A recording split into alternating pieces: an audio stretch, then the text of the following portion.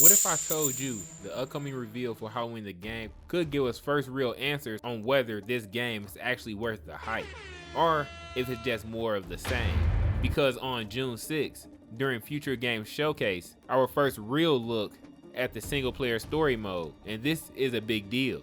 Not just for hype, but will give us some insight if the single player game mode is worth it.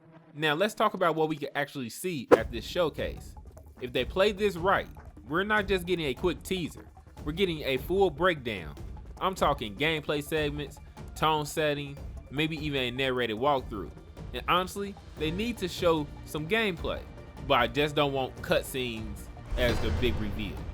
Because right now, the biggest question in the community is simple. What does single player game mode actually feel like to play?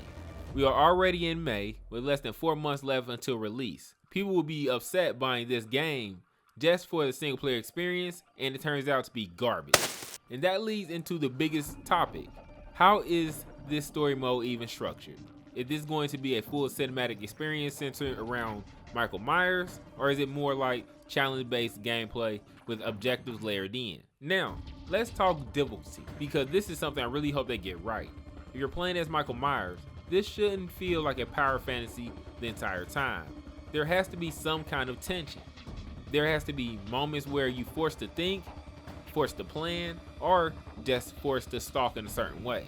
So, I wouldn't be surprised if difficulty scales in a way where early levels feel controlled, but later levels introduce more resistance, more police presence, smarter NPCs, and if they really want to push it, they could add different difficulty tiers that actually change how aggressive survivors or NPCs behave. That would add a ton of replay value, if not just a little bit. But here's where things get really interesting. How well does this single player mode actually prepare you for the multiplayer game mode where all the competition is? Because if done right, this could be the smartest feature in the entire game. Imagine learning map layouts, practicing the stealth mechanic, and understanding how Michael moves and controls throughout the map, all before you even step into a real match. That will solve one of the biggest problems asymmetrical horror games have: new player frustration. But if it's too scripted, too linear, not many skills will translate, and that's something they have to balance carefully if they want to succeed.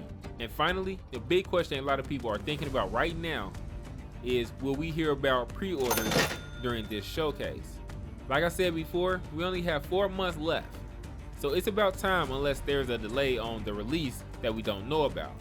There's a pretty good chance the game will be $40 for the base game. If there's multiple editions, the price could vary. But in my opinion, I do think this showcase will announce pre-orders. So now, I want to hear from you. What do you think we're going to see on June 6th? And more importantly, what do you want to see? Comment right now before the showcase, because after it drops, everything changes. Welcome to Mr. Unleashed World.